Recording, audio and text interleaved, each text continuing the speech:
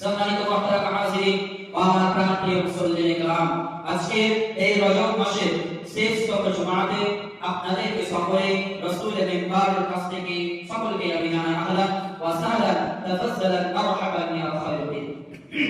দেখতে দেখতে আমরা একটি বছরকে পার করে ফেলে দিয়ে প্রায় আমরা আরবি মাসের হিজরি ক্যালেন্ডার মোতাবেক আজকে আমরা রজব মাসের প্রায় 27তম দিন আমরা পার করছি।